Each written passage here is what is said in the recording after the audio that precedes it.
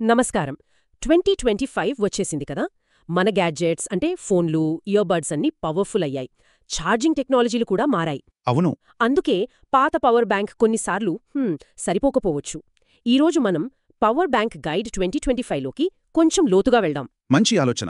ఇండియాలో ఇప్పుడు Xiaomi, Ambrane, యూఆర్బిఎన్, anchor చాలా బ్రాండ్స్ ఉన్నాయి. సరైనది ఎలా ఎంచుకోవాలి? కొంచెం కన్ఫ్యూజింగ్గా ఉంటుంది కదా. నిజమే. ఇప్పుడు పవర్ బ్యాంక్ అంటే ఏదో అదనపు వస్తువు కాదు, అది అవసరం. ఫోన్ నుండి ల్యాప్టాప్ వరకు అన్నిటికీ పవర్ కావాలి. కరెక్ట్. సరైనదాన్ని ఎంచుకోవడం అంటే కెపాసిటీ, సైజు, స్పీడు, కంపాటిబిలిటీ, ధర, వీటన్నిటి మధ్య ఒక బ్యాలెన్స్ అన్నమాట. సరే, ఈ గైడ్ని బేస్ చేసుకుని ముఖ్యమైన పాయింట్స్ ఏంటో చూద్దాం, స్పష్టత తెచ్చుకుందాం. Okay, first point capacity. అందరూ దీని గురించే కదా మొదట చూసేది. ప్యాక్ మీద 10,000 mAh, 20,000 mAh అని పెద్ద అంకెలుంటాయి. కానీ నిజంగా అంత పవర్ మన ఫోన్కి వెళ్తుందా? అక్కడేదో మతలబుంది కదా. కరెక్ట్ పాయింట్ పట్టుకున్నారు. చూడండి, ఆ ప్యాక్ మీదున్న 10,000 mAh అనేది రేటెడ్ కెపాసిటీ. ఓ, అంటే లోపలున్న బ్యాటరీ సెల్ కెపాసిటీ అది. కానీ ఛార్జ్ చేసేటప్పుడు వోల్టేజ్ మారుతుంది కదా. అవును.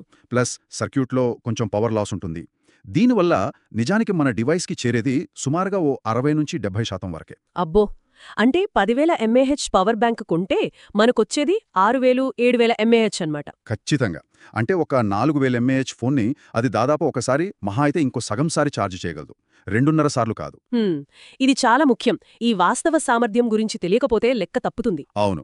చాలామంది కొన్నాక అరే అనుకున్నన్నిసార్లు ఛార్జ్ అవ్వట్లేదే అనుకుంటారు. కారణం ఇదే. సరే, కెపాసిటీ సంగతి అర్థమైంది. మరి స్పీడ్, ఎంత వేగంగా ఛార్జ్ అవుతుంది అనేది కూడా ముఖ్యమే. పీడీ, క్యూసీ అనేవో పదాలు వింటుంటాం. ఏమిటవి? మంచి ప్రశ్న. ఛార్జింగ్ వేగాన్ని వాట్స్లో కొలుస్తాం. యూఎస్బీ పవర్ డెలివరీ అంటే పీడీ, ఇది కొత్త టెక్నాలజీ. ఓకే. ముఖ్యంగా యూఎస్బీ-C పోర్టులతో వస్తుంది. దీని స్పెషాలిటీ ఏంటంటే ఫోన్లేనే కాదు, కొన్ని ల్యాప్టాప్లను కూడా చాలా వేగంగా ఛార్జ్ చేయగలదు. 18W, 45W, 65W, 100W ఇలా రకరకాల స్పీడ్స్ ఉంటాయి. అలాగా. మరి క్యూసీ అంటే? క్వాల్కామ్ క్విక్ ఛార్జ్ అనేది ఎక్కువగా ఆండ్రాయిడ్ ఫోన్లలో చూసే ఇంకో ఫాస్ట్ ఛార్జింగ్ స్టాండర్డ్. ఇక్కడ ఒక ముఖ్యమైన విషయం ఉంది. ఆగండి, అంటే నా దగ్గర super fast PD power bank ఉన్నా నా ఫోన్ గానీ నేను వాడే కేబుల్ గానీ ఆ పీడీకి సపోర్ట్ చెయ్యకపోతే స్పీడ్ రాదా? ఖచ్చితంగా అదే పాయింట్. ఫాస్ట్ ఛార్జింగ్ కావాలంటే 3 పవర్ బ్యాంక్, మీరు వాడే కేబుల్, ఛార్జ్ చేస్తున్న డివైస్ అన్నీ ఒకే ఫాస్ట్ ఛార్జింగ్ స్టాండర్డ్కి, అది పీడీ కావచ్చు, క్యూసీ కావచ్చు, సపోర్ట్ చేయాలి. ఓ, ఒక్కటి మిస్ అయినా మీకు నార్మల్ స్పీడే వస్తుంది.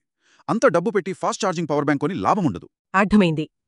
కంపాటిబిలిటీ చెక్ చేసుకోవడం చాలా ముఖ్యమన్నమాట. ముఖ్యంగా ఆ కేబుల్ కూడా. అవును.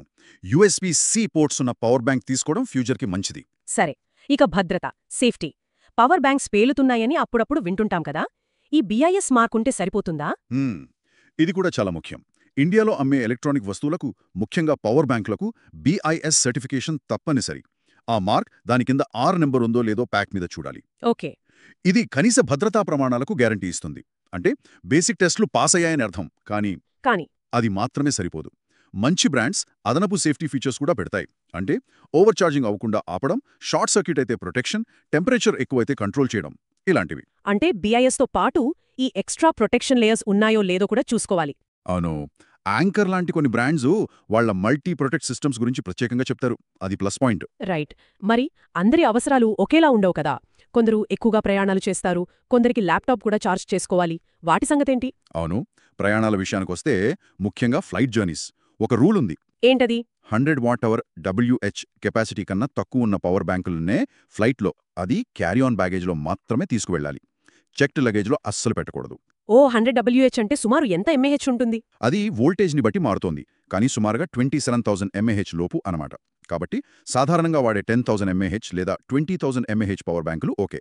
MI, URBN, యాంకర్ లాంటి వాటిల్లో కాంపాక్ట్ మోడల్స్ బాగుంటాయి. సరే, మరి ల్యాప్టాప్ ఛార్జింగ్? ల్యాప్టాప్ కోసమైతే మీకు ఎక్కువ కెపాసిటీ కావాలి. కనీసం 20,000 mAh, ఇంకా ఎక్కువ ఉంటే బెటర్. అలాగే హై వాటేజ్ అవుట్పుట్ ఉండాలి. 45W, 65W లేదా 100W పీడీ అవుట్పుట్ ఉన్న పవర్ బ్యాంకులు అవసరం. ఉదాహరణకి ఆంబ్రెన్ వాళ్ళ 100W పవర్ బ్యాంక్ ఉంది, యాంకర్ వాళ్ళ ప్రైమ్ సిరీస్ ఉంది.